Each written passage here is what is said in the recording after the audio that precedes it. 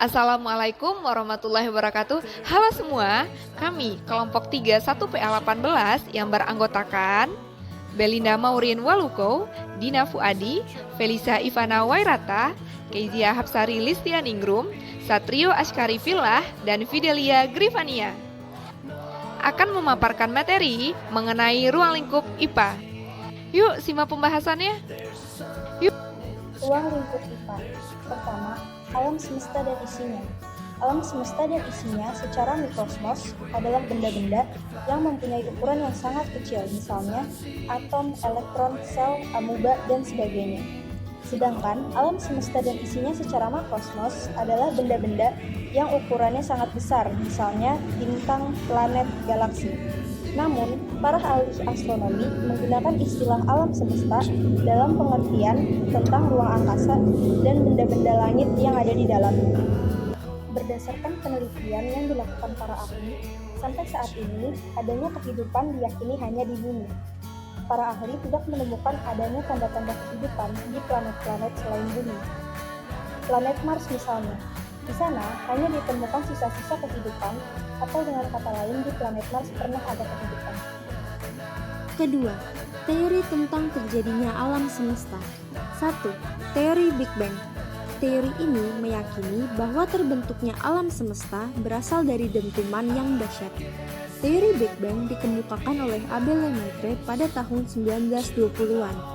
Teori ini meyakini bahwa alam semesta berasal dari gumpalan atom yang sangat besar. Gumpalan atom tersebut meledak 15 miliar tahun yang lalu. Sisa-sisa ledakan inilah yang menyebar dan menjadi awan hidrogen.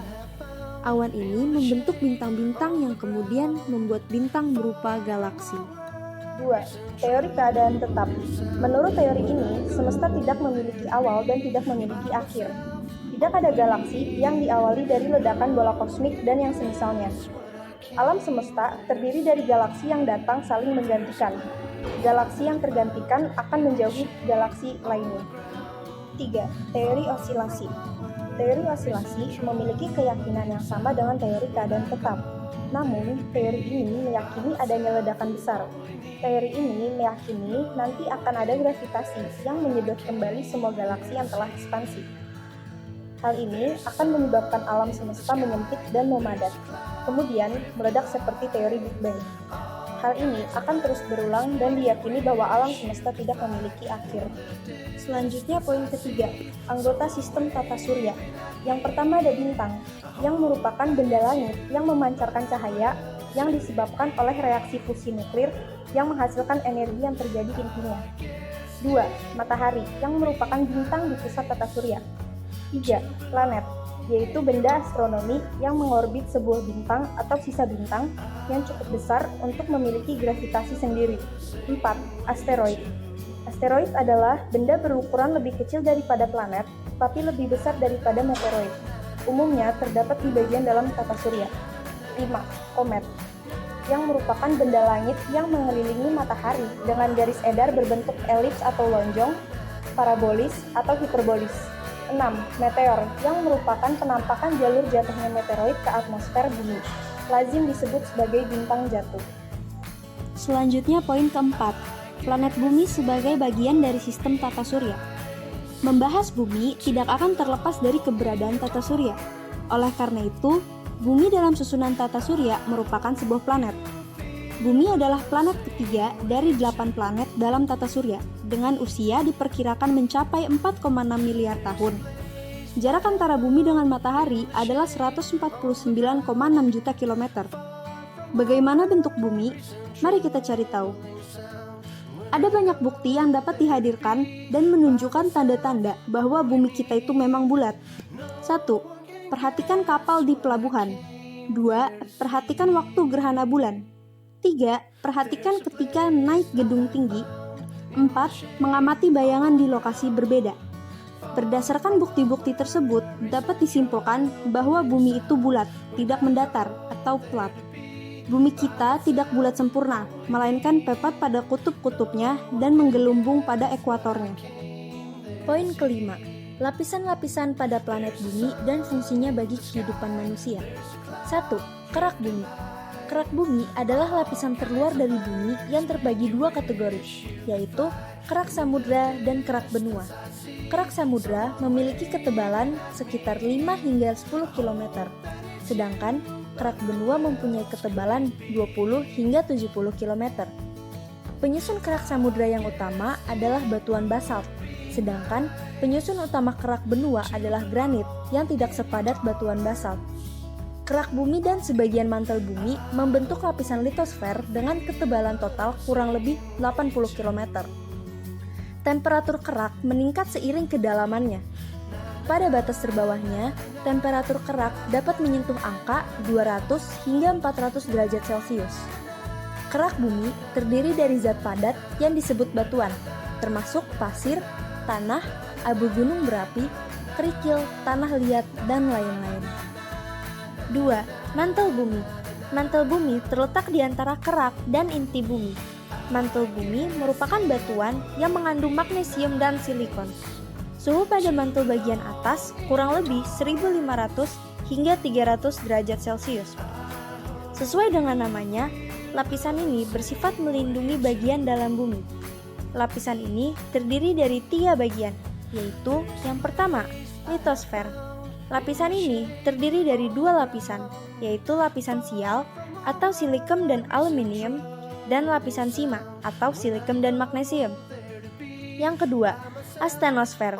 Astenosfer memiliki wujud yang agak kental dengan ketebalan 100 hingga 400 km. Diduga, lapisan ini digunakan sebagai tempat formasi magma. Pada lapisan ini pula, sintesis batuan dan mineral dibentuk.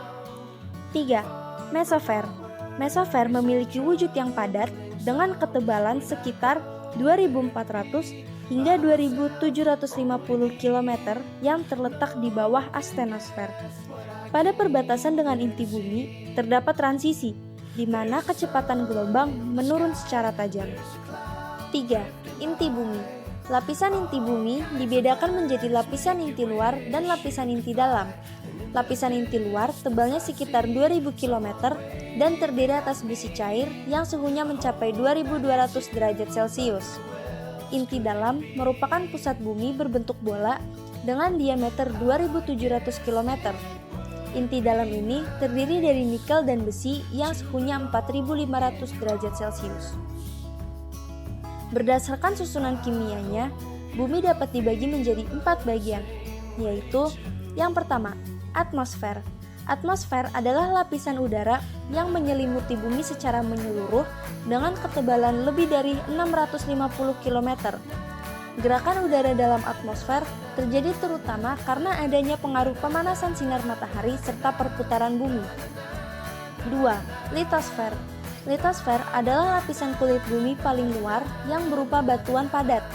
Litosfer tersusun dalam 2 lapisan, yaitu kerak dan selubung yang tebalnya 50 hingga 100 km. Yang ketiga, hidrosfer.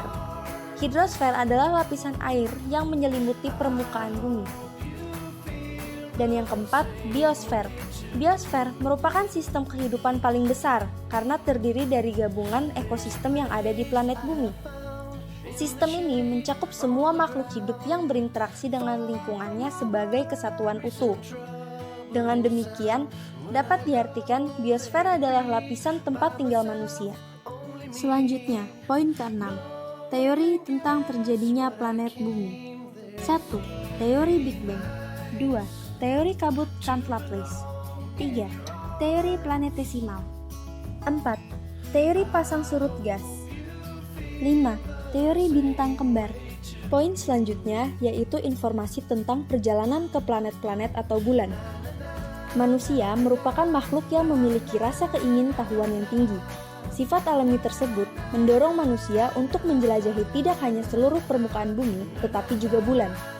Berbagai proyek telah diluncurkan dengan biaya yang tidak sedikit untuk mencapai ambisi tersebut, seperti yang dilakukan oleh Amerika Serikat dan Uni Soviet. Proyek pengiriman manusia ke bulan pun akhirnya berhasil dilakukan setelah pada tanggal 16 Juli 1969 oleh Neil Armstrong, Michael Collins, dan Edwin Buzz Aldrin. Pendaratan manusia di bulan ini juga menjadi langkah awal penjelajah manusia dalam meneliti berbagai benda-benda langit lainnya. Bahkan, pada saat sekarang ini, Lembaga Penelitian Antariksa Amerika Serikat, NASA, telah menjalankan misi mengirim manusia ke planet Mars dengan tujuan penelitian.